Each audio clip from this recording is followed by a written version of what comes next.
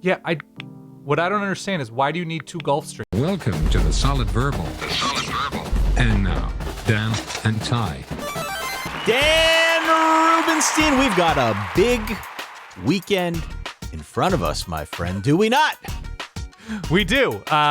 Is Shingo Katayama going to be a factor? I don't follow golf. I don't think so. Okay. I don't know. Hideki Matsuyama might be a factor, former champion playing this weekend. That's true. But I got don't that think name Shingo's right, right? going to be there. Yeah. Okay.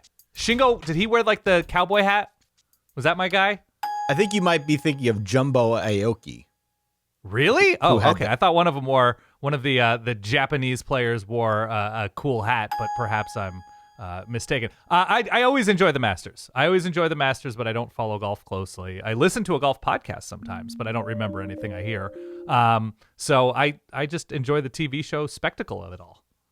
As do I, which is why we are fashioning today's show after the Masters in some sense. We will get into that and what that means. You know, we like to try some stuff here on the show. We've been doing it all throughout the offseason. We're going to continue doing it today. Go back and listen to our episode from earlier this week, which we did with Coach Jerry Mack of Kennesaw State, who was very gracious with his time, got a lot of great feedback from that interview. Hopefully we can have him on again at some point in the very near future. We are still getting feedback from the episode we did a week ago, the secret garbage bracket Year of Our Lord 2026. So if you have thoughts on that, solidverbal@gmail.com, you can always reach out. We do also have a bracket, still have the bracket out there that you can fill out if you are so inclined at garbage.solidverbal.com, the most important URL right now. Yes. On the interwebs. Of course, if you are here, if you're stopping back for more, if you just made it a few minutes in, if you like the cut of our jib, please hit follow. Please hit subscribe so that you do not miss any of our episodes. I'm currently bombarding you with pictures of Shingo Katayama wearing dope cowboy hats on the course. Oh, you're right about that. Okay. Come on, baby. I'm getting my Japanese players mixed up then. Okay. Yes, buddy. That's a very cool hat. He plays with flair. Pants, hat, the whole thing. All right. Come on, Ty. I appreciate that. What is today's episode exactly? Okay, so we are honoring the idea of exclusion, I guess. I don't know how to describe this. Because Augusta National appears to be one of the most exclusive clubs. Yes? Correct. It's green jackets. That's what you're awarded when you become a member. That's how everybody, when they win, they get the green jacket and they become members. I don't know how any of this Coolest works. trophy in sports, don't you think? I like it. I don't know if we can call it a trophy, though. Is it really a trophy? It's a talisman of some sort. Sure. I'm always partial to the Stanley Cup, like a drinkable trophy. Okay. I like that it's passed around and you get your own turn with it. You go to your hometown with it. I always enjoy that. But I think it is cool. I think the idea of an honorary jacket like you get when you're inducted in the Football Hall of Fame, you get the gold jacket. I like that kind of stuff. I'm down with it. So I do enjoy the green jacket. Augusta National, very exclusive. So we wanted to come up with a number of categories dividing people, teams, coaches, whatever it is, quarterbacks, schedules, both in terms of, I guess, the ease and difficulty of schedules. I have I've called Hugh Freeze and Auburn this in recent years. I have a long list of elite losers that exist, mostly about the 2025 season, that need to sort of unspool their loserdom. Yeah. But I have a pretty long list because, and we'll get to this point of the episode, but I appreciate the different varieties of losing available in this sport.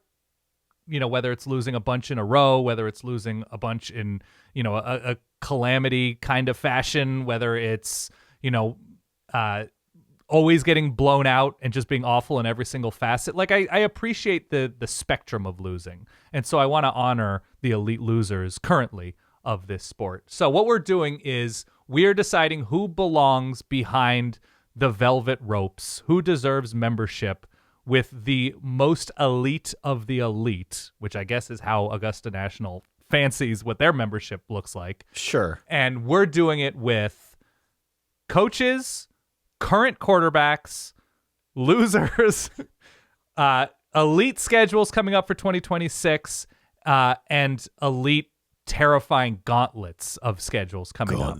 Yeah, Gauntlets. Little amen corner, if you will. So yes, I'm not much of a country club type person. I grew up because I played junior tennis, playing at some of these clubs in Southern California. So I think I have a good feel. Brag much. Ty, did you not work at a country club? I was a starter. I was a caddy at a country club. Exactly right. Yeah. So you were hobnobbing, Ty, with the elites of the Lehigh Valley, right? Sure. Yeah, I drove a golf cart. I was great at that.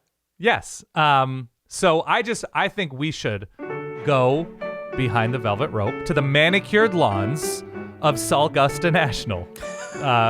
Actual name pending. But that's what we're gonna do this week. Got a little topiary out there, Yeah. Just freshly cut. It is the reason for the season. It is a big weekend. I am excited for the Masters tournament. Okay. We are going to do a college football spin on it here today, Dan.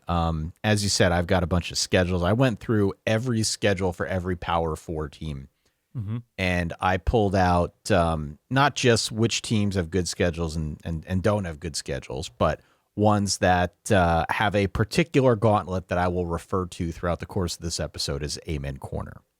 Yes. So with that being said, I know you've got lists that are a little bit more specific to coaches and quarterbacks and just losers. And losers. I didn't want to say it. You said it. I feel as if I'll speak for myself here.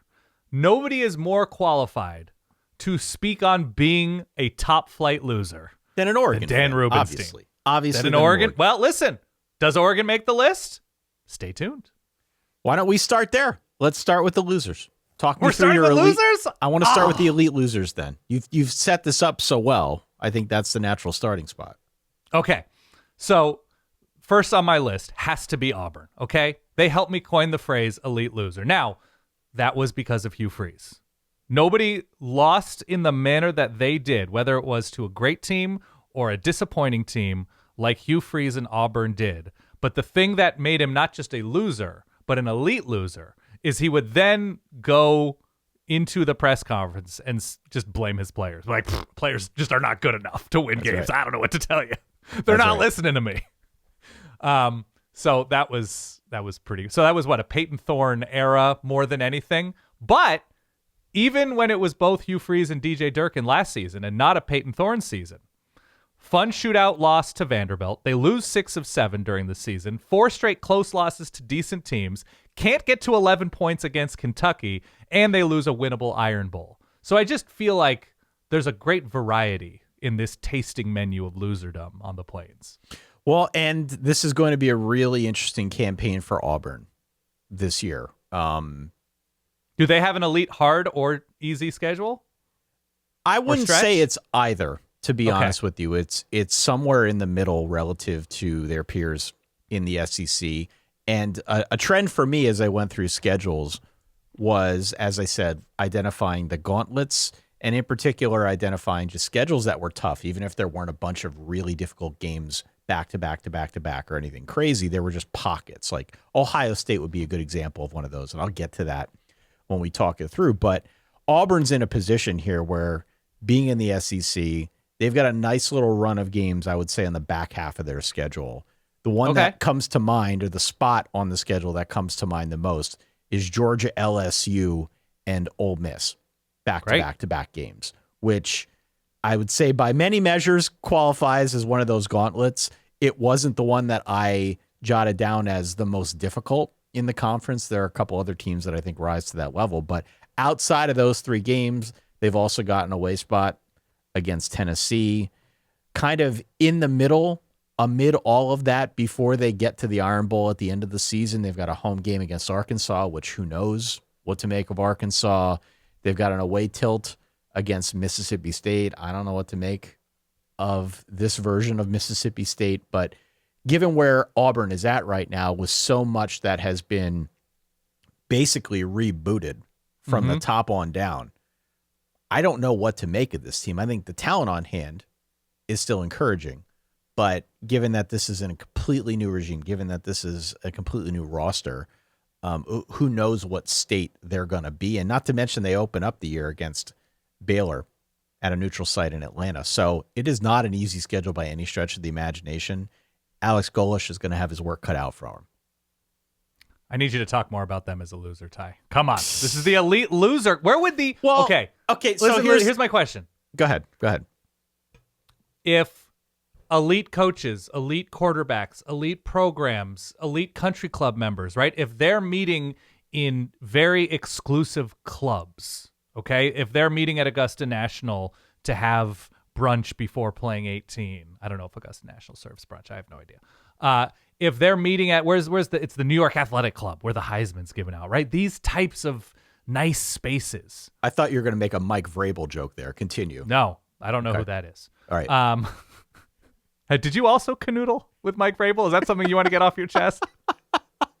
Yeah, nobody cares when Ty does it. Nobody cares about me. When Ty's in Cabo. There are no pictures when I'm alone with Mike Vrabel. Ty keeps it tight. Yep. You can't have a nice place for people who lose in spectacular fashion. So where would an elite loser meet? Like a group of losers coming together. Buffalo Wild Wings, not a sponsor, never will be. That probably won't be after that. What's the place? I don't know. Splash Pad? Look, I don't know. Here's the thing with Auburn, okay? Bowling alley. I love a bowling alley. Auburn wasn't like a bad team last year. They weren't a bad team. Look at the number. I got the numbers in front of me. They weren't a bad team. They just could not get over the hump. They were too inconsistent. They shot themselves in the foot far too much. They obviously had coaching strife. They got rid of Hugh Freeze. They're moving in a different direction now. But with the talent that they had on hand to just underperform in the manner that they did, and I don't know if they picked the wrong quarterback or if it ran deeper than that. My hunch is it did. The sentiment that we kept picking up from the Auburn people that listen to this show was, hey, like, there's a lot of talent here. The people who are running it just can't figure out how to assemble it in any way that we get consistency, and each week isn't a nail biter. And so in that sense, they were elite something. They found a way to lose enough games to get the coach fired, and maybe that's a blessing in disguise. I don't know where the Auburn fans are at right now, but I would say more than being an elite loser, they were just an elite team at constantly having you on the edge of your seat. And that as a fan sometimes is worse. I was going to say that makes them an elite loser because they're treating their fans in a particularly horrible way. They are. Right? They absolutely were. They're just talented and competitive enough to be dangerous. And also, they will make your emotions fry in your brain every week. Yeah. So that's worse. That makes them an elite loser because they make you feel feelings. Yeah. I've got 22 of these, Ty. So. 22 of them? Okay. All right. That's why I got to go through quick these. Then. Go ahead. Yes, I know. All of a sudden, you're going into like what they're going to do in November. I don't know what I'm doing for lunch. Okay, go ahead. Arkansas loses 10 straight, in it close against all sorts of good teams, but can't close. So they're my Peter South team. Yeah. Had a great offense, and defense was a huge liability for a couple years running now. I loved it. And just in terms of an elite loser, like you can't talk about losing in college football, especially in 2025, without telling the Arkansas story. Isn't that what they say at the Hall of Fame? Like you can't tell the story of baseball without Ty Cobb or whatever. Yeah. Oregon. If you're only losing to elite winners, what does that make you? Right? If you're only losing to teams playing for or winning national championships, you're the +1 of the elite winners. See, here's the problem that I have with this. All right, I'm an Oregon fan. Let me play devil's advocate. Please. When we talk about elite losers, and one that comes to mind that you didn't mention yet, but I know you're going to mention Maryland at some point. What comes to mind when I think of elite loser is a team that either can't get out of its own way or is constantly defined by program-altering losses. Sure. Is that really the case with Oregon? They keep getting to the big games. It's not like this is a program defined by losing. I think the contrary is true. They're defined by what they're doing on the recruiting trail. They're defined by playing in a lot of these high leverage moments. They have not gotten over the hump yet to the extent that I'm sure Oregon fans would like. But to say that they're an elite loser, that's a bridge too far for me. Here's my definition, right? So if you're going to see somebody online, in person, whatever, talking about Oregon, they'll be like, yeah, they're really good, but they can't win the big one, right? They always seem to lose those biggest, even if it's not fully true, even if they beat Ohio State last year once before losing to them, or in 2024 in the college football playoff, there is something about Oregon in January that has come to define the program. They've lost 2 national championship games, right? Auburn and Ohio State. They lose to Ohio State in the manner they do in the Rose Bowl. They lose to Indiana in the manner they do this year in the playoff. And Oregon fans can explain it away and explain circumstances. But like, if you look at like the Rock and Roll Hall of Fame, there's not just one type of inductee, right? It's a spectrum. Like, people accomplish different things in different ways. Like, Al Green is in the Rock and Roll Hall of Fame. Frank Zappa's in the Rock and Roll Hall of Fame. U2 is in the Rock and Roll Hall of Fame. Like, Run DMC is in the, like, there, you have to look at this as a world of losing, not just your narrow viewpoint. Well, I'm just like, okay, so before Peyton Manning won a Super Bowl, was he an elite loser? Yes. Because, like, I tend to think more of the term choke artist. And if you choke, you lose, right? You do, but I don't know if I'd say elite loser. Choke artist implies you get to the big game. Elite loser means that you're just dropping games needlessly and you don't even get to a situation like that. In my view. In your view, my view of the list I made, again, of 22 teams, is a lot of teams. There is a very specific way of losing that your fans immediately understand and fans of college football understand. So just because I consider Oregon to be an elite loser doesn't mean they're also not an elite winner. Again, it's a spectrum. All right. Who you got next? After Oregon, Boston College. They drive out their starting QB, lose their first 10 FBS games, beat the other quarterback disaster ACC team to finish the year in Syracuse. I just think that's a great underdog loser story. Yeah. Next, Air Force. 5 straight FBS losses to open the season. Three of those are winnable against pretty good teams, and then they lose tight to Army later. So they were like a lot of winnable losses at altitude. Elite loser. Okay. Next, Colorado. Oh, they man. they win the turnover margin 3-0 against Georgia Tech to start the season. They have they blow a winnable game to BYU, who's on the fringe of the playoff, and then they just get absolutely blown out in their pseudo rivalry against Utah. So just different ways, a different manner of losing, right? Okay. Next. Yeah. Florida. I don't know how much I need to say here. They keep Texas out of the playoff with a win, but also lose to USF. Fire their coach after a win, which is weirdly loser behavior? I don't know. There was something about recent Florida that, I mean, just defines elite losers. There's a parallel between Florida and Auburn. Sure. I think in the ability to very clearly demonstrate that you have the talent, but also not demonstrate the talent in any kind of like consistent way. And it's true for both of those teams, both Auburn and Florida. You could watch them on any given Saturday and feel like this team's got something, you know, like you can't really take them lightly. As you said, kept Texas out of the playoff. It's confounding more than it is just being like an Arkansas level disaster. Yep. It's more just very confusing. They deserve to be on this list. I understand why you put them there, but it's, to your point, there are different classes here. I agree. I have Clemson on here as an elite loser. Definitely. And it's, you know what? I would include it more from the coaching standpoint than I would from the... I'd go holistic. I've got a 360-degree view of this losing. Continue. All right. Keep going. We can get to Clemson The later. Clemson thing I'm going to highlight just because they lose the winnable game to Georgia Tech. They have a season-altering loss to Duke, which changes the way the ACC championship unfolds. Obviously, Miami is still able to get to the championship game in the playoff, but that loss just is weird and allows Duke to win the ACC, losing 46-45.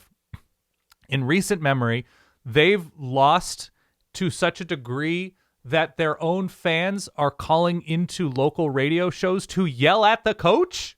Yep. I mean, that's elite loserdom. That kind of culture is great. Syracuse. Yeah. I mean, Injury. They lose their actual pretty good quarterback who beats Clemson. Yep. And the season completely falls apart. Yep. And Mizzou. I believe Ricky Collins, who was sort of the backup for at least for a hot minute, to Steve Angeli has now transferred to Kennesaw State. He Had has. Jerry He Mack is on competing Tuesday. for the job. Yeah. Yes. Yep.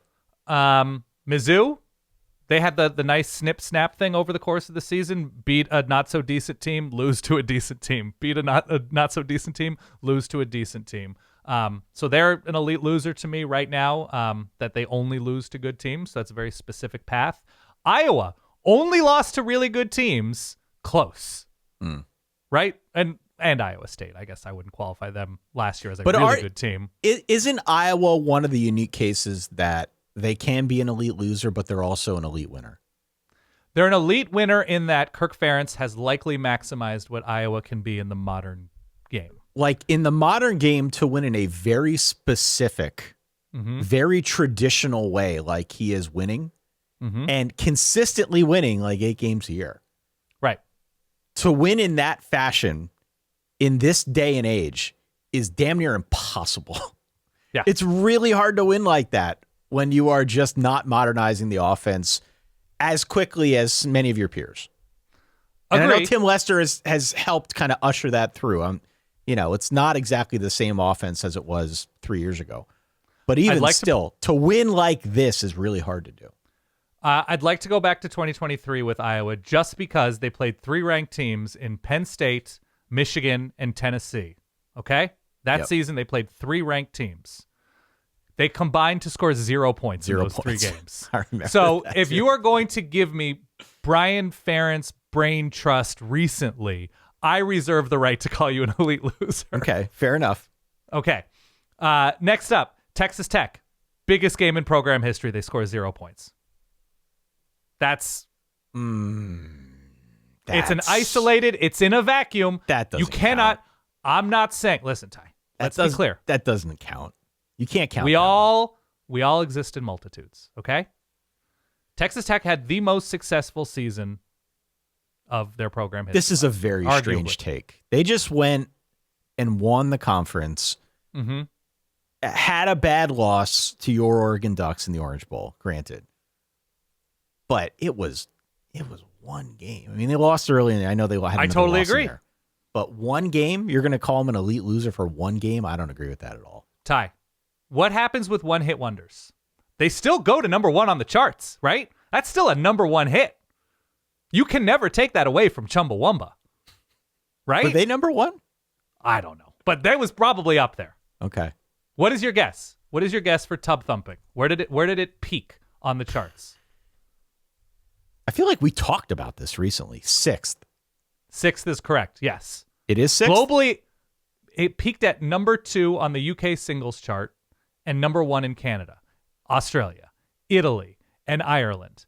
If you go number 1 in 4 different major countries, yeah, I think that's a certified huge hit. Sure.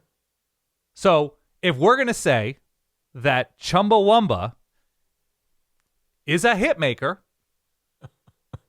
then you have to at least consider the loss that Texas Tech suffered in the biggest game in program history, scoring 0 points. That's an elite loss. I mean, what would Chumbawamba have been if they had David Bailey on the front? I think just as I think even. I don't think he takes away anything. I don't think he adds a ton. Okay. To the Chumbawamba experience. I don't agree with this at all. I think this is a mindless take by you, but okay. I'm not saying they are only a loser. I'm saying they belong on this list because of how they lost that one big game. Okay. Yes, if I'm going to include Oregon, right? But Oregon's got a fair. track record for this. Texas Tech just got here either because of the coaching or because of the NIL spend or because of how they're building the program. Like, I don't want to say it's just one thing, but they were, I think, very limited and very much more defined by losing big games to better teams 5 years ago. That's not the case now. They've obviously gone all in. So this is mind-blowingly stupid to me, but I will give you the benefit of the doubt. I love you like a brother. Please continue. Let me be clear. Everything that you are saying is correct about Texas Tech's current semi-excellence. Do you know the messages we're going to get from Texas Tech people upon hearing this? I know. Well, you saw the messages we got when we were blaming Cody Campbell for all their success. So This is really gonna set off some alarms. Now we have a Cody Campbell, Brett Yormark sort of weird Cold War where Brett Yormark is saying, I assure you Cody Campbell's not in charge of the Big 12. Right. And Cody Campbell's like, we'll see. We'll see. And we're going to get like Cody Campbell's Rootin' Tootin' Big 12 as the official name of the conference soon. And then before you know it, we're going to get a picture in the New York Post and they're going to be at some sort of retreat in Arizona. Anyway. Of course, canoodling. Continue. I am not, look, when I call you an elite loser as a program, I'm not saying you're a loser program and that's all you're defined by. I'm just saying right now, a part of the Texas Tech conversation is 2025's ending left a pretty sour taste in everyone's mouth. No, how many teams have been shut out in the 12-team playoff era? One, right? Yeah. Only one. I get it. Okay. I'm just making sure. I don't agree with it. They're an elite company because they're only in company with themselves. You are not going to be able to get through all 22 of these because I got things to talk about too. I know you do, but I'm trying to go. But I appreciate the pushback. Let's go. Come on. I appreciate UCLA firing a coach in his second year for too much losing, starting the season terribly, firing him, winning games with Rick Neuheisel's son calling the shots, getting another coach fired, basically, in Penn State. Right. And then having all of the vibes disappear before losing a bunch of games once again. I appreciate the winning island in the elite loser sea. And that's what UCLA did for me. And I didn't intend that to be a poem. Yeah. I have Virginia Tech here. Oh, yeah.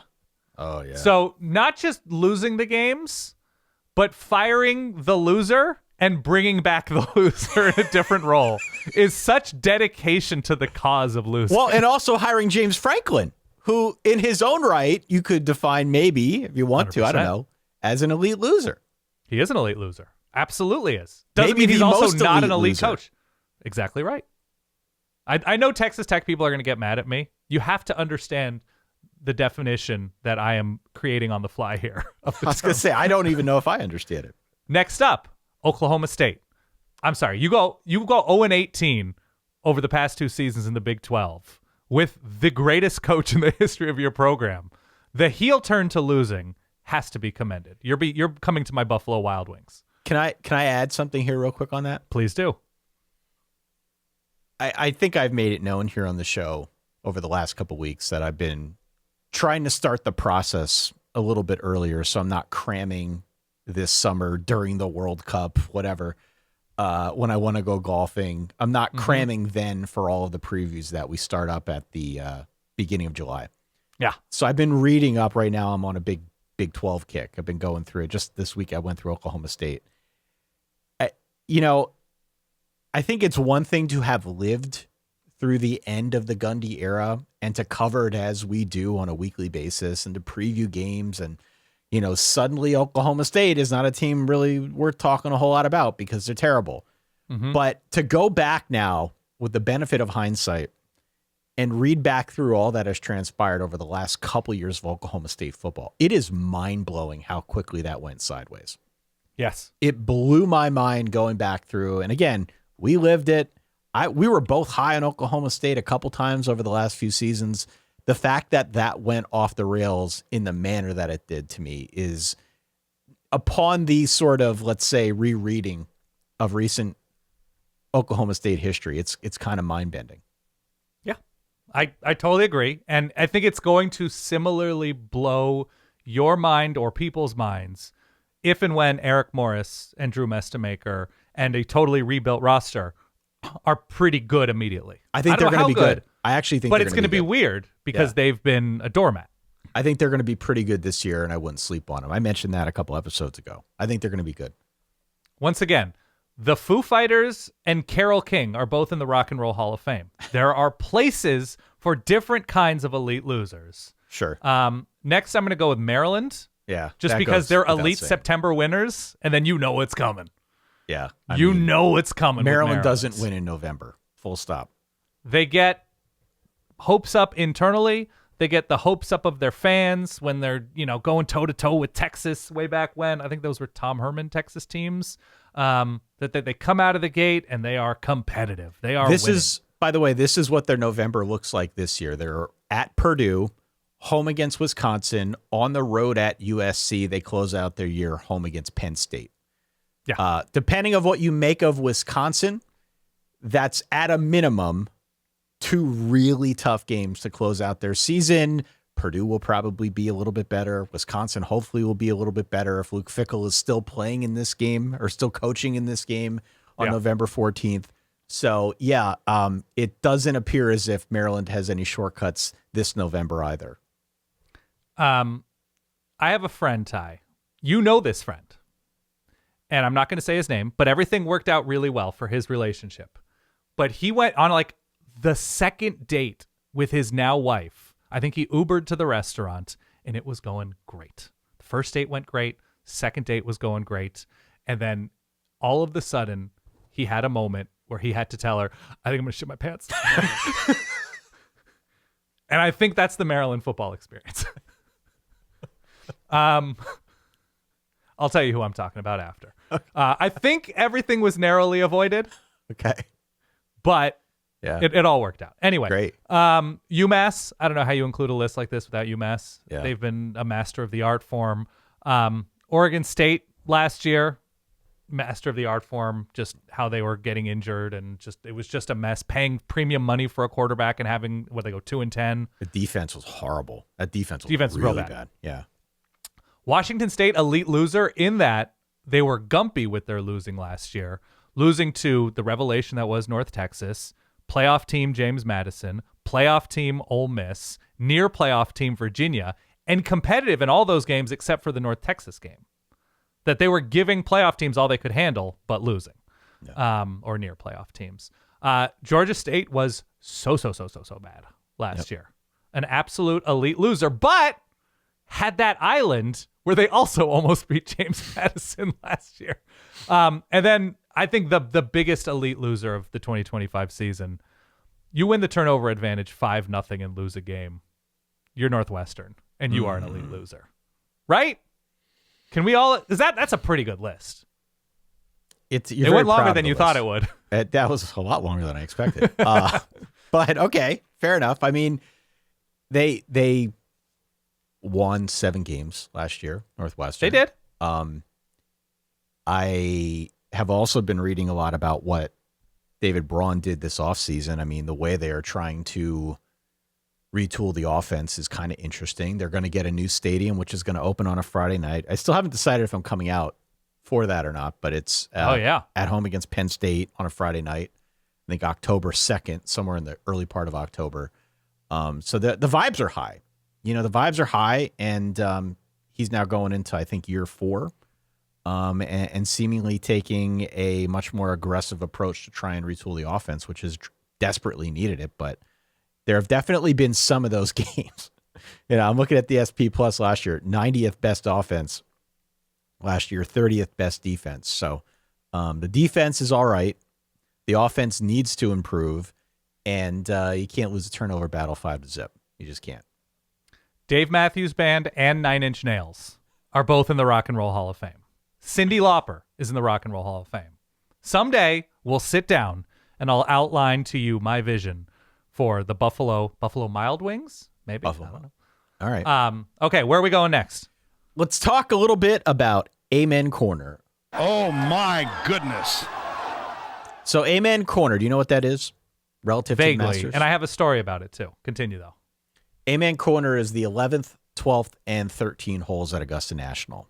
It is a very pivotal part of the golf round where many championship rounds have gone to die. You may have heard of Rays Creek, sort of the iconic creek that flows through the golf course. All 3 of those are Rays Creek holes. So if you watch the Masters, if you care about golf at all, especially on Sunday, that is where some stuff can kind of go sideways. Totally. Amen Corner. What I did here, and it's not exactly in groups of 3, but I went through a variety of team schedules this season, and I picked out the specific week to week spots where it is basically going to define a team's season. So we talked through Auburn a moment ago, right? They come off a bye October the 10th. They jump into a 3-week stretch where they're at Georgia, home against LSU, on the road at Ole Miss. Now, I don't know what Auburn's season is going to look like before that. There's a lot changing. But you can make a pretty good case that 3-game stretch is going to define a large chunk of the Auburn season and how Auburn fans feel about the season. So I picked out a bunch of these spots for prominent teams that I would define as Amen Corner. Again, it's not always just 3 games. Sometimes there's a bye mixed in, but I've got a couple here to read off for you. What is your story about Amen Corner, though? So, okay, when I was at SB Nation and Vox Media had, or has, I don't know how it works now, some sort of partnership with NBC, like NBC Universal invested in Vox Media. Right. And so we got asked to go on NBC shows as part of that like corporate partnership. And there used to be a rotation of us that would go on Squawk Box on CNBC. Okay, I know this story. You got to tell people this story. Their host is, I think his name is Joe Kernan. Yeah. He, fantastic toupee, by the way. In person, could not be cooler. Okay. He asked me, I was on to talk about Kobe Bryant's final game. He dropped like, how many, 60 points or something like that in his final game before he retired. And they were like, oh, we know that this is going to be his final game. We'd love to have you on to talk about the game. So I stayed up, watched the game, and like have thoughts prepared. So I'm sitting on live TV in the middle of New York City. And I guess Joe Kernan is a member at Augusta. Oh, did not know that. I believe that's the case. And the Masters, I don't know if it was Masters week or the Masters has just happened as well, because NBA season ends in April. So it was right around the same time. And he's basically said something like, everybody says like, Amen Corner is the hardest stretch at the Masters at Augusta National. To you, though, what's the hardest hole? So he puts me on the spot on live TV. I'm not a golf fan. You're not a golf. So like my initial like fumbling around is like, well, I mean, it's Augusta, everything. So, I'm doing like the book report thing. I'm like, this is a course defined by difficulty. I fumbled and stumbled for a second, and I think I said something like no matter how hard or easy you think 18 is, like mentally, right? That's got to be the most difficult, right? As you're closing. And he was like, oh, that's a good point. And I think I got out of it. Like, I think I saved par golf term with my answer. But like, I was like in my head, I'm like, you're such a fucking dick. What are you doing, dude? So that was my story. Oh, God. Yeah, fun times. All right. Texas A&M. Texas A&M has a tough schedule overall this year. But the definition for me of their season is at the very end. Of the teams that I pulled out here, A&M was the one I kept coming back to as maybe having the most amen of amen corners. And it's not even a corner. It's to close the year. They're home against Tennessee on November the 14th. The following week, they are on the road at Oklahoma. And that is a week before they come back home on a short week to play a rivalry game against Texas on Black Friday. Whatever you think of Texas A&M, and I happen to think they'll be very good again. There's no reason to think otherwise. That is a tough stretch for even the best teams in college football. I don't care who you are. That's a tough stretch for Ohio State, a tough stretch for Texas, for Georgia, you name it. That is a very, very difficult slate. Tennessee was one of these teams that kept popping up as well. Not so much in terms of they have a gauntlet of their own, but Tennessee's very gumpy this year in terms of they just find themselves into these gauntlets for other teams, which I think makes them inherently kind of interesting. That is what we would define as a gumpy team here, right? They're sandwiches between tough games. Tennessee is themselves the meat in a difficulty sandwich, or they are a look-ahead spot for a number of teams or a letdown spot for a number of teams. So like another example, I mentioned Texas A&M. You would agree that's a very difficult way to close out the year, yeah? Elite gauntlet, yes. Alabama. Alabama has a gauntlet where they are home against Georgia October the 10th. The following week, they go to Tennessee for their rivalry game. And then Alabama comes back home the following week to square off against Texas A&M. Another Texas A&M game here, which isn't even in the gauntlet that I read off. And the other thing worth noting on the Alabama side is they go on bye after that A&M game, but then they come back and they, I believe, have to go on the road to square off against LSU like that first week of November the 7th, whatever it is. Yeah. That historic sort of date for that rivalry matchup. So there is a gauntlet towards the like middle to latter portion of October for the Crimson Tide. Yes. That definitely rises to this level. And I'll stay in the SEC here because I got a bunch Please. of other ones. But Another elite gauntlet. Mississippi State. Mississippi State has like a 5-week Amen corner.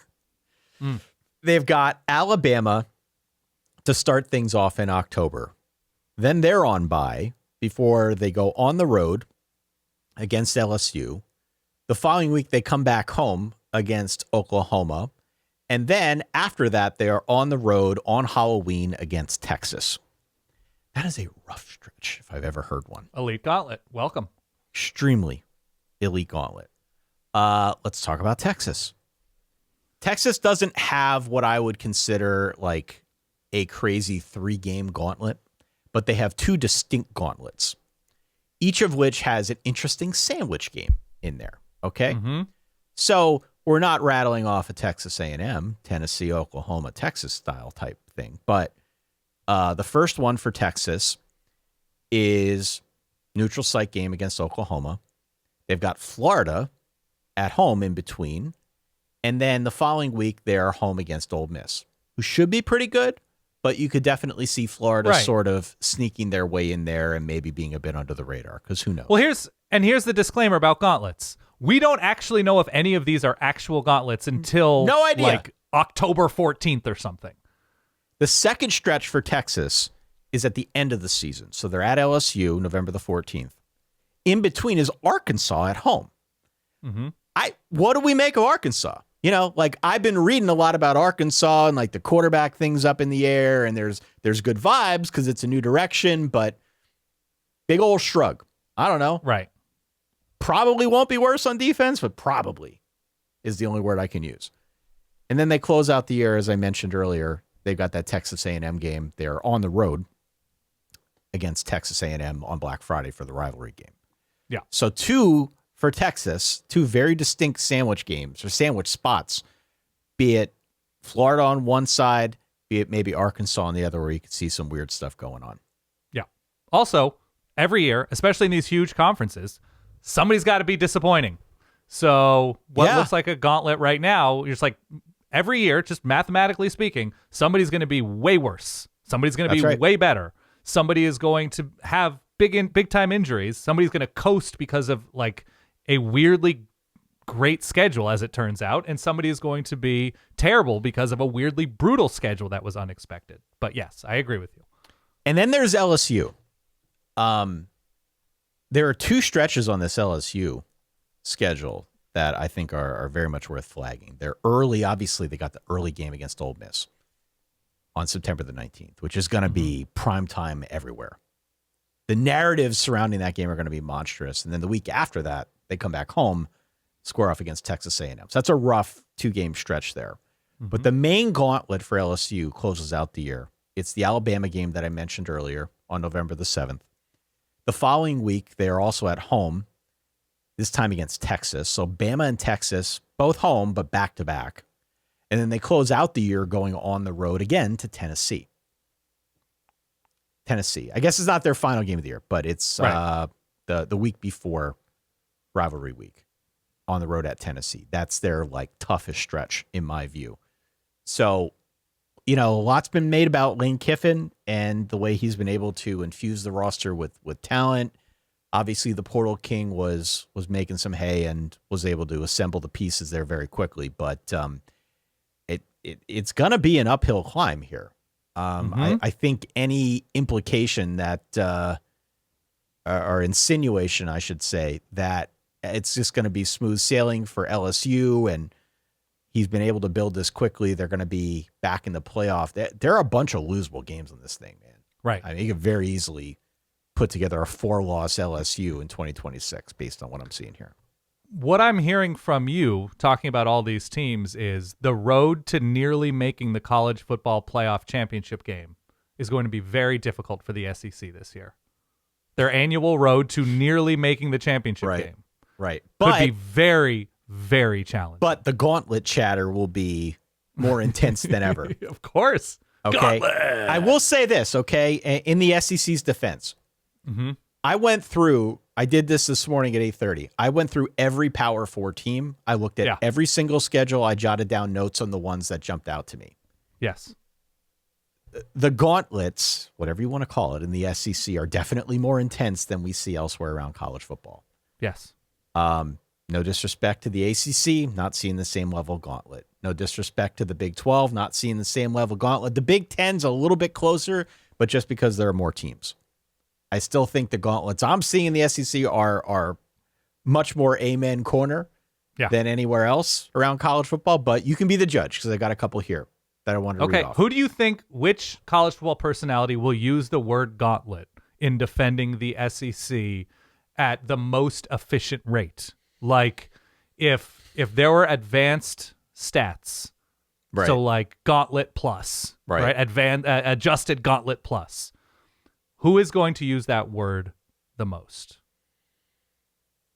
I mean, you got to go SEC Network first, right? Sure, of course. So like, or SEC Network Sorry, are you talking about the actual SEC Network, or are you talking about ESPN proper? Because that term is interchangeable. I was going to say they're kind of one and the same, right? Yeah. I've got McElroy going off as a favorite. He might not even believe in the college football national championship game. If the SEC is not there, he's like, I don't know. I don't believe it exists. You can't convince me that the college football playoff national championship game exists. Yeah. Anyway. I have McElroy going off as at plus 240. If a 2-1 favorite? Yeah. God, I don't know. No doubt about it.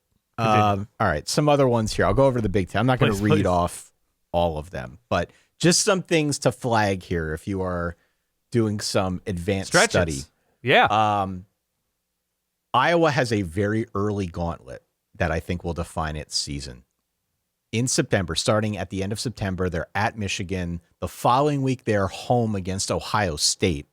And then the week after that, they are on the road at Washington. I don't think Iowa's got the offense to make it through that gauntlet, but they certainly have a defense that'll make it interesting, at least for some portion of it. I could see the Washington game getting away from them, though, because I happen to think Washington's going to be pretty good. Okay. But that in the Big Ten, that one jumps out to me almost immediately. The other one that jumps out is USC. Because USC has two very distinct gauntlets on their schedule. They've got one early where they're... It's brutal, yeah. Yeah, I mean, it's a tough schedule across the board. But the one early that jumps out is home against Oregon, end of September. The following week, home against Washington, and then on the road at Penn State. So you get Oregon, you got a Washington team that, again, I think will be pretty good in a sandwich spot before you're traveling cross-country to play Penn State. A Penn State, I don't know what to make of Penn State right now because Penn State's, of the people that they brought in from Iowa State, of the players that they brought in, they're still kind of dealing with some injuries and still trying to like feel their way through the spring. So it's going to come together at some point for this team, but it's going to be later on because of injuries and guys recovering and in general just trying to mesh with the new system. But that game will certainly be a pretty big deal for USC traveling cross country. Then later in the year, Halloween weekend, home against Ohio State.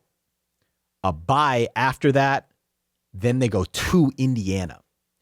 So even if you're not keeping track of when these games occur on the calendar for USC, right, just listen to the teams that I mentioned. And there are others too, for sure, that make this schedule legitimately very difficult. Okay. But the teams that I mentioned were Oregon, Washington, Penn State, Ohio State, and Indiana. Those are 5 very losable games. Sure. For even really good teams, and I think USC, to their credit, should be pretty good again. But those are losable games by any measure, and it makes it really tough for the Trojans to, I don't know, come out of this thing with like 9 or more wins. Just seems like a tall order to me.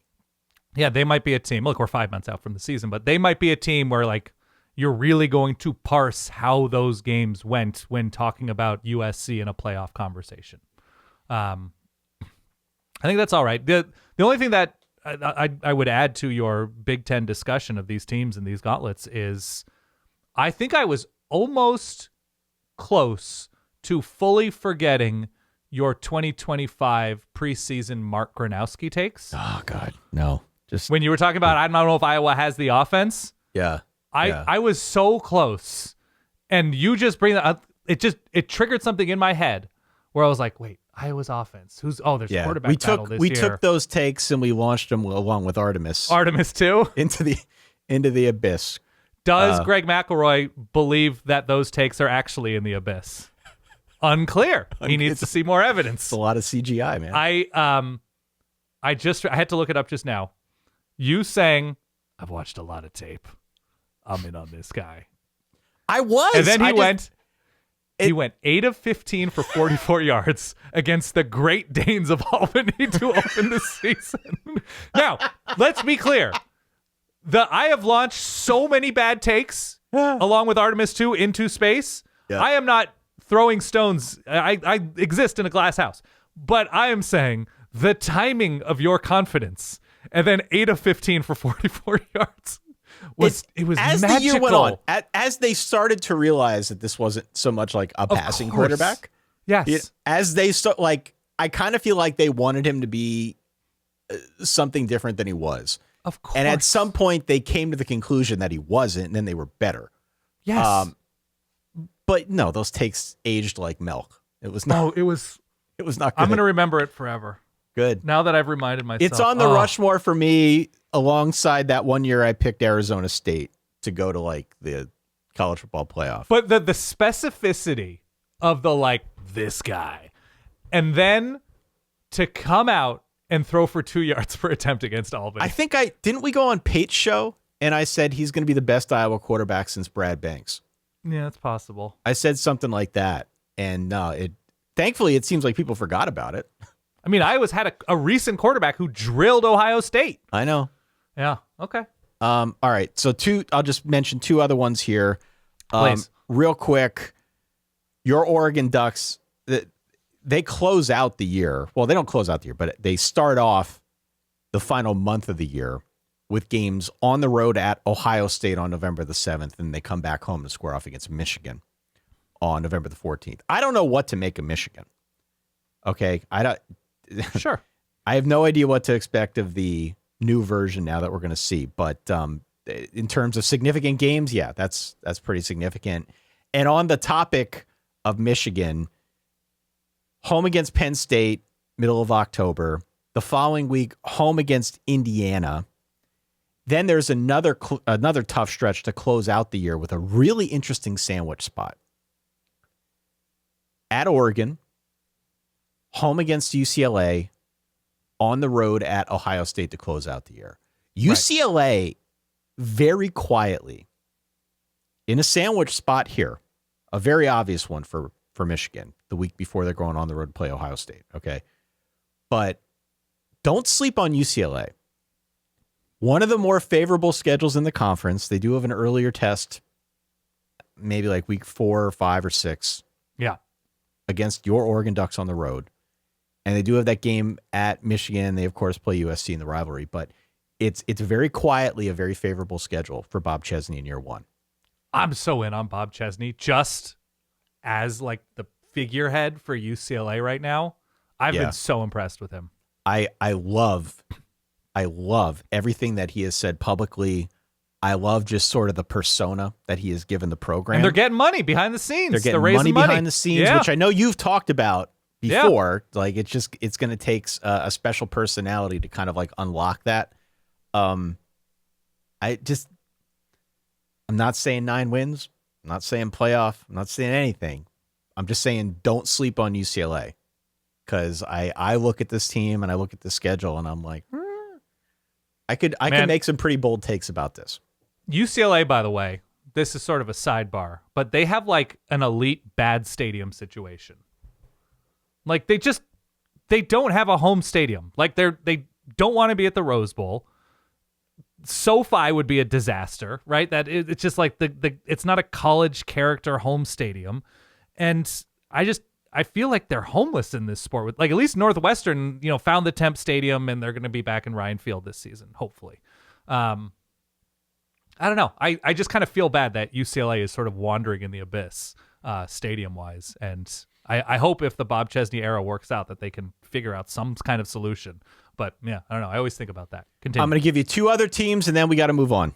Please. Okay, because I know you got a bunch of other lists. We're coming up on an hour here. I want to hear more of what you have to say about some other categories, okay? Yeah. But let me give you 1 or 2 teams from the other conferences rapid fire. Okay. Florida State has a punishing schedule this year. I have no idea how Mike Norvell is making out of this alive. Yeah. It's punishing. I mean, it's brutal. Just he has a huge buyout, no matter what the game's They've got like. SMU, Alabama, Louisville, Miami, and Clemson all on this thing. Not all back-to-back-to-back, mind you, but that's a tough slate. Mm-hmm. The one that I look at and I'm really interested in is Virginia Tech. Because for as bullish as I think I am on the Hokies, they've got a backloaded schedule second half of the year that takes them to Clemson before a bye. Then they're at SMU to close out the season. That is a really, really difficult stretch. I think any way you want to slice it. Yeah. At SMU, and then the one that I didn't mention is they also have a road game at Miami after that. So it's a tough way to close out the year, basically from like week 7 on the Virginia Tech side of things. And on the Big 12 side, there are 2 teams to me that I'm real interested in.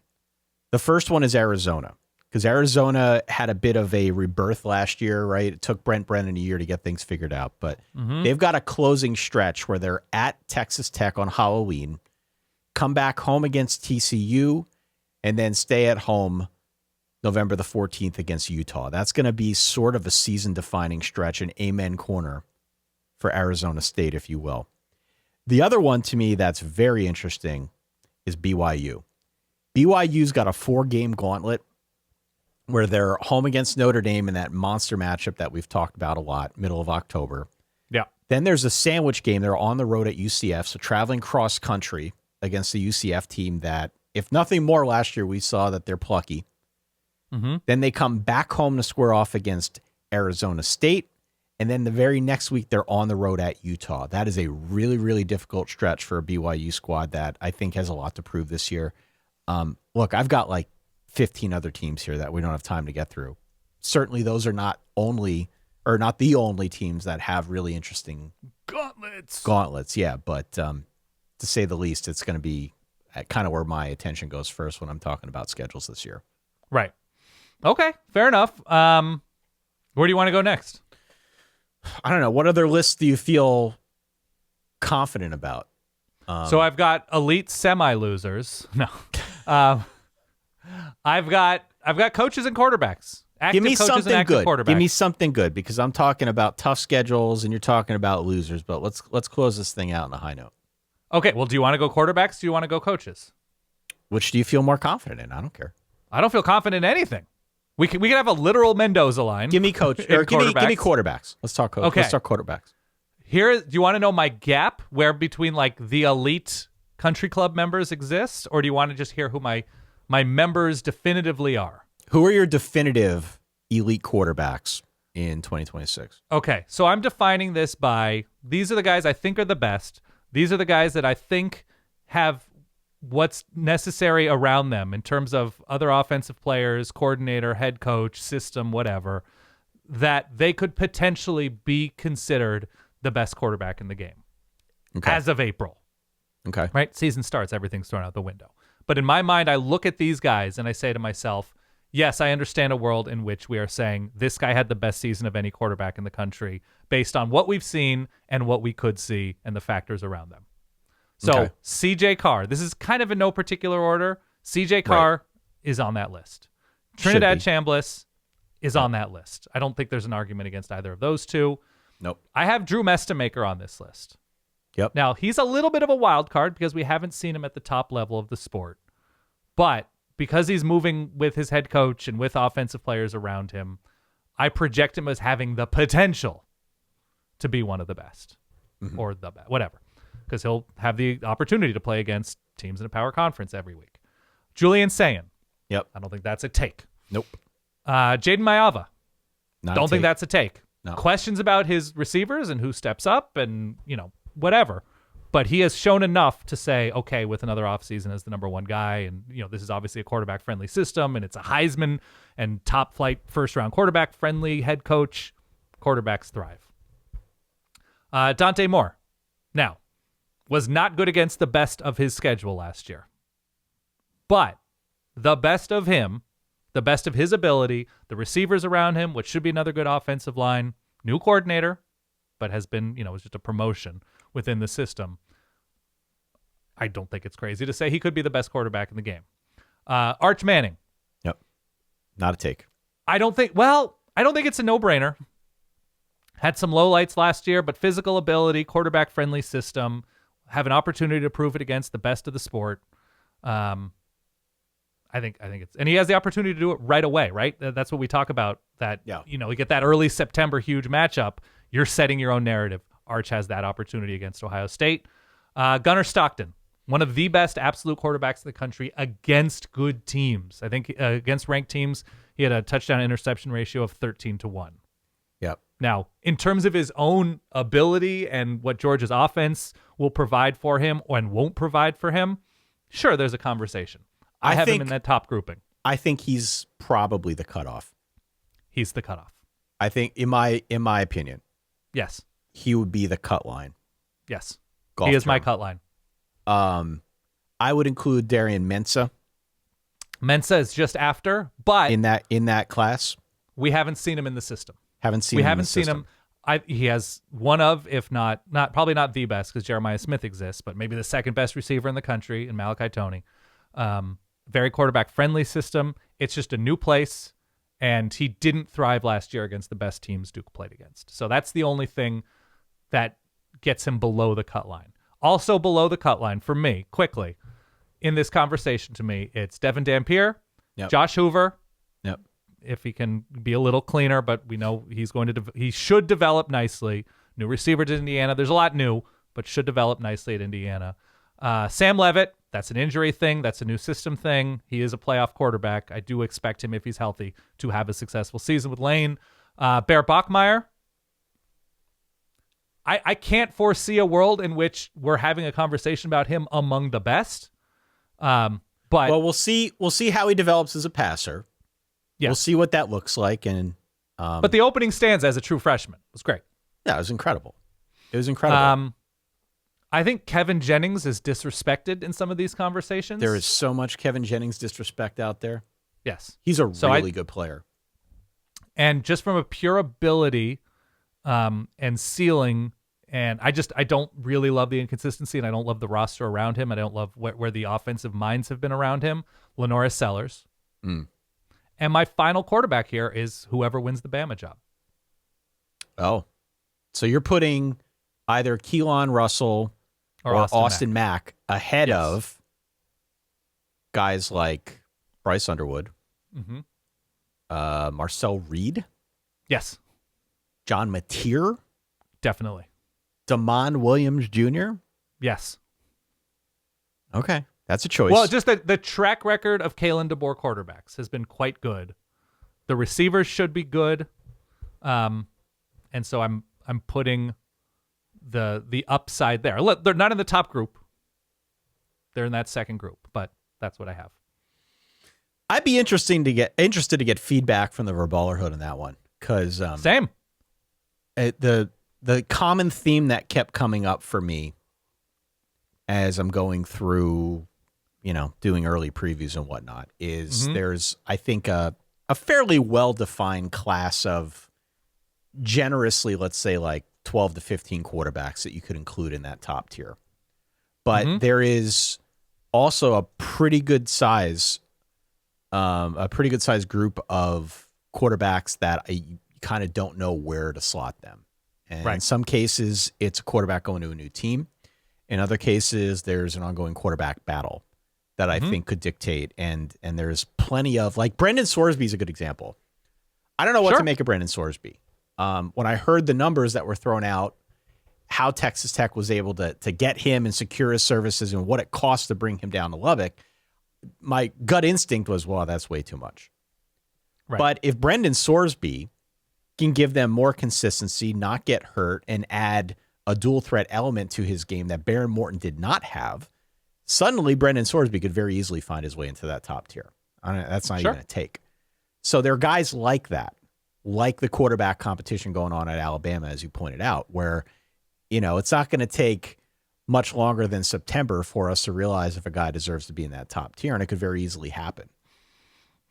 Sure. So I'm curious. I don't know. But it's going to be a very interesting quarterback year, to say the least. The combination of newcomers, guys, either first-time starters going to a new team with the likes of like the CJ Carr and Arch Manning. It's a really interesting mix. Yeah, there's more of those like Bama situations, right? That like the Tennessee starting quarterback. Exactly. Who that's been a position at a place that has thrived in developing quarterbacks. Like Aaron, Philo. Is it Philo? Yep. I think it's Philo, right? At Florida. Yep. There's the confidence and the experience in that system. They have good receivers. That should be an interesting offense. He has the ability to catapult himself up. I would say somebody like Alonzo Barnett at UCF, that feels like a really nice system for him. He has the ability to catapult up. I'm not super high on a lot of the quarterbacks on these lists that are like very much wild cards in here, like Connor Wigman, but like, can he stay healthy? Yeah, that's that kind of thing. JKS, okay, new system, new coaches, whatever. Wait and see. Rocco Beck, new system, new place. Like, there's a lot of wild cards on a lot of these lists that I'm just like, yeah, they're good, but I'm not confident in their situation launching them into the stratosphere. No, I think that tracks with everything I've been seeing. Okay, fair enough. All right, give me another list. What else you got? Let's do one more here and let the fine people go. Okay, coaches. I got coaches. Coaches. Do you have a line in mind? Can I tell you who I have between? Who do you got in your top tier? I've got 6. Okay. In kind of a particular order, but like, I don't know. I'm good with. I'm flexible. Okay. I have Kurt Cignetti, Kirby Smart, Dan Lanning, Ryan Day, Kalen DeBoer, Steve Sarkisian. I do not have Marcus Freeman in that top group. I have him just below the cut line. He's made one playoff. Right. He's had a couple bad losses. His offensive coordinator hiring has been weird to me. I think he's figured it out now. But just in terms of his recent resume, I think he's an excellent coach. I'm not fully there with some of the others. So your top was... I also went back and forth with Sark. All right, so you have Cignetti 1, I'd imagine, at this point. Yeah, I mean, look, if you want to mess around with who's where, that's fine. But that's the grouping I have as members in my club. So you got Cignetti, Kirby Smart. You said Ryan Day, right? I said Ryan Day. And who were the other ones? Lanning, DeBoer, and Sark. Okay. So Sark, I went back and forth on because started his career a little bit disappointingly at Texas. Subsequent coaches at Washington were clearly better than him. But I'm going more recent history. Like, yes, obviously, Chris Peterson and Kalen DeBoer did a better job at Washington than Sark did. He flames out at USC. He's an excellent coordinator for Alabama and has recently established Texas as a terrific program. You know, making the Final Four, recruiting really well, trajectory is great. I knock him a little bit because, like, last year's team, at its best, should have been good enough. The defense takes a step back. Arch is inconsistent. They don't make the playoff. So if your club does not include Sark, I'm not going to put up much of a fight. Why do you have DeBoer over, like, Cristobal? I have Cristobal on my other list. Cristobal has had a really good year. I want to say 2019. It's just a matter of how far you want to go back in time to sort of define who they are now. I mean, Cristobal just made the national championship. Made the Pinstripe Bowl. Right. And like, look, it's a new program. It's a new team. He had a lot of work to do in terms of getting the roster to a point where he thought it could compete on a high level. Hasn't won his conference. Not that it really matters because he won he won games in the college football playoff last year. But I don't think Miami was undeniable heading in. They were, until the playoff, defined by disappointing losses in predictable ways. So I think he is a hell of a coach. I think he did a ton to bring his name into the conversation. I just think some of the lowlights at both Oregon and Miami keep him in the very, very good, not world-class part of the sport. I would probably have both Lanning and Freeman sort of on the lower end of that elite list. Okay. And maybe right on the cut line for it. The thing I'm holding against Marcus Freeman is last year he clearly had a playoff contender team. Like, they were probably one of the best 5 or 6 teams in the country, right? I don't think that's a take. No. Notre Dame. Now, they didn't have the schedule to do it, and he had 2 games that he had to split those games, basically. He had to split those games. New quarterback, that it was not beneficial to Notre Dame that they played their 2 toughest games the first 2 weeks of the year. Totally agree. And that's not on him. The scheduling isn't necessarily on him. But when you know going into a season, this is what we're circling, this is what we have to be ready for. And your defense with a new defensive coordinator gets destroyed by a Texas A&M passing attack that did not score a touchdown to finish out the season. Right. We can only judge, and that's why Marcus Freeman has been talking about like the need to be undeniable, right? That Notre Dame has to be in control. They have to own what they are or what they are not in terms of their status as a playoff team. They were Pop-Tarts Bowl eligible this year, yes? They were. I mean, it took a while for the defense to get figured out. It took a while for them to understand that they could trust CJ Carr. Because if you go back and watch the Miami game, it was clear to me that they didn't really trust CJ Carr to do a whole lot. They didn't really know what to expect. I think they realized pretty quickly after that they could put more on his plate and he could handle it. But the game plan against Miami to close or to open up the year was drastically different than the way they closed it out. I mean, they barely got Jeremiah Love the ball. So I mean, taking the first 2 weeks of last season in a vacuum, I can understand the criticism of Freeman. I think Freeman and Lanning are similar in that they're 2 young coaches. They're both recruiting at, an S-tier level. Right. The best that either program has ever seen, both in terms of what they're bringing in from the high school ranks and how they are kind of filling in holes via the transfer portal. Lanning's probably a little bit stronger on that side of things. What does it, I think, for both of these guys and why they're not higher is, winning something of, now Notre Dame got to a national championship game. Sure. Lanning did not, but both guys are right there. And so the second one of them kind of gets over that proverbial hump, and either if your Notre Dame gets back to a national championship, if your Dan Lanning gets to a national championship at all, going a little bit deeper in the playoff, or in the case of Notre Dame doing it again, I think is going to be enough to push Freeman up into that class. Look, what's the big difference? What's the difference between Marcus Freeman and all of these guys? Marcus Freeman's just not going to have the data points, even fewer now that they're not playing USC. So you want to compare Sark and Lanning and DeBoer or something to Marcus Freeman. They play 3 times more big games than Marcus Freeman does every season.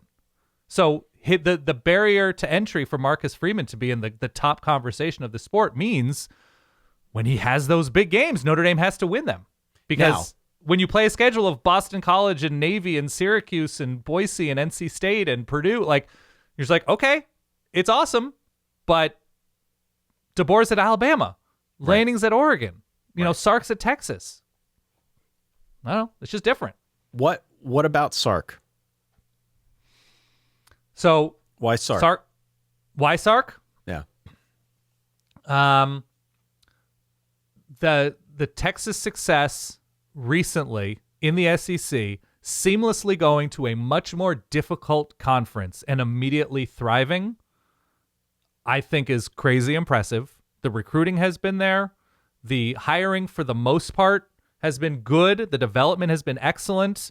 They reached the Final Four. They're basically a horrendous play away from getting to the championship game 2 years ago. Was it Jack Sawyer scoop and score for Ohio State? They're knocking on the door. That what he's done at Texas has been excellent, and he has positioned them to be a national champ, like a clear top 4 or 5 team at their best, a national championship type team for years to come, it seems. I'm not as like the cutoff line could be before Sark to me, because I think if your team were to hire any of these guys in the top level, you'd be like, hell yes, right? You'd say, I am so excited that my team, whoever it is, I don't know that Sark gets you as excited as those other guys, but because of the recent results and how he's done in the SEC, I'd have him here. I don't know. I'd have him over Lane. Yeah. And the other ones in this conversation are excellent coaches. They're all excellent coaches here. I have James Franklin in this conversation. Obviously, recent results haven't been. He was just in the Final Four, though. Like, he's led successful teams. I have Lane in this conversation, Cristobal, Whittingham, Satake, and Riley. Now, the Riley thing is interesting because you have to go back further, right? But I don't fully discount it, but I'm not there. Like, I don't have Dabo on this list, even though he does make the 12-team playoff. Just too inconsistent recently, but that's who I have in my club. How do you feel about Sark? You'd have Sark in the second list? I think so. Yeah. But he's at the top of the second list. I think Lane's in there. I mean, some other names that I think are really interesting that it wouldn't take much for me to put them a little bit higher. I'm not saying necessarily in that top tier, but guys that I think are sort of overlooked. Rhett Lashley at SMU is a guy who comes to mind almost right away. A really good coach. Navigated their conference transition really well. Yep. I mean, a really, really good coach that I think is very much in that conversation.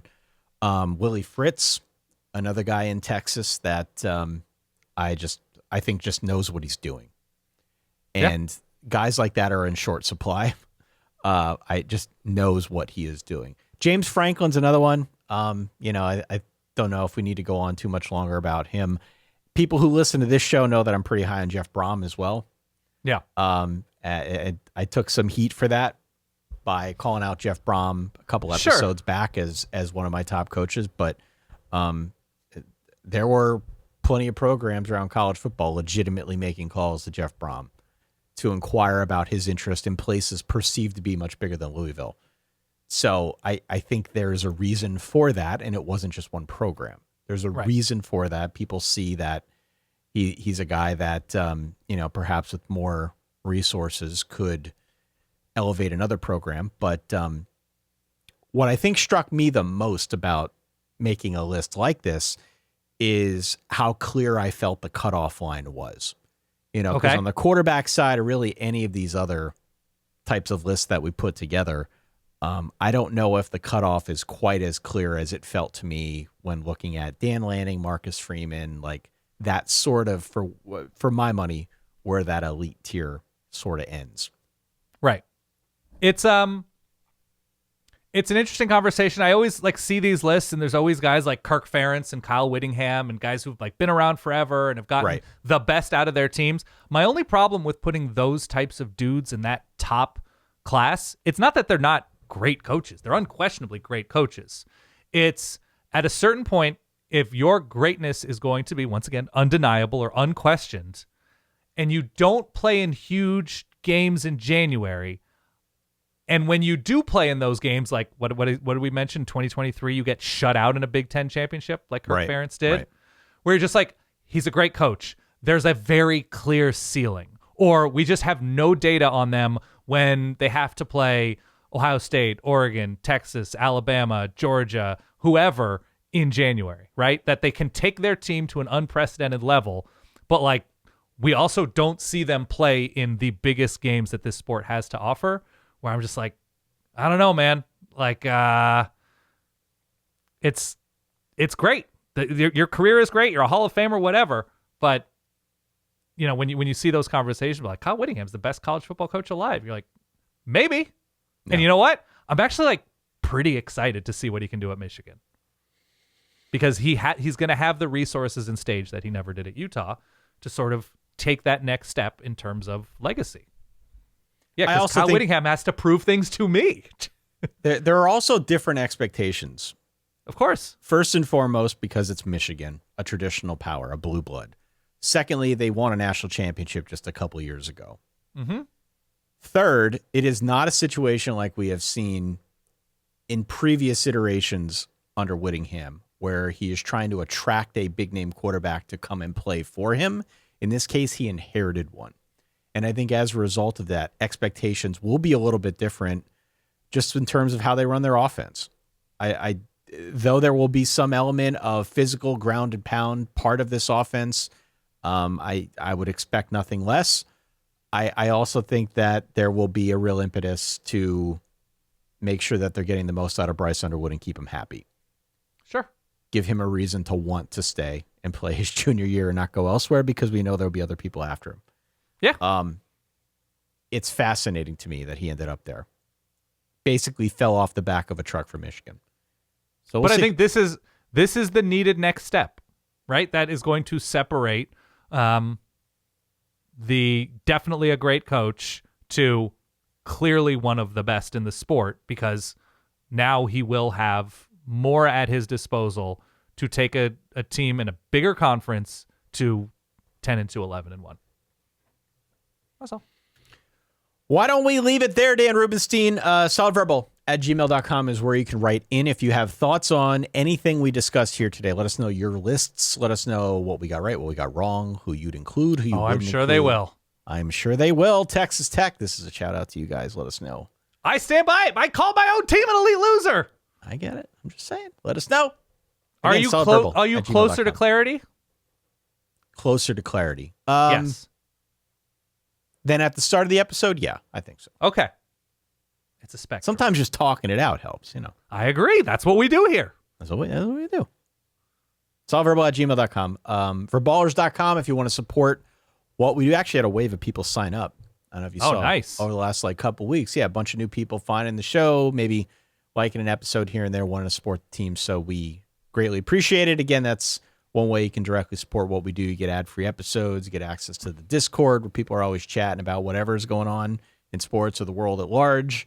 Get access to submit questions and whatnot to some of the episodes we do here in the off season. So, always nice to support. always nice to have people supporting the show, and very cool community that has formed behind the show. And look, fuel prices being what they are, Ty, we always appreciate your support. Ty does fly private, and jet fuel is crazy. So when you support the show, you support Ty. And I'm always very cool. I'm always very happy to see people being cool. All right. Why don't we leave it there, everybody? Enjoy the Masters this weekend, if that's your thing. If not, just enjoy, hopefully, a nice weekend wherever you are in the country and in the world. We'll be back at it next week. Got some more fun stuff planned for all y'all. In the meantime, for that, go over there, Dan Rubenstein, for myself, Ty over here. You know the drill. Stay solid. Peace.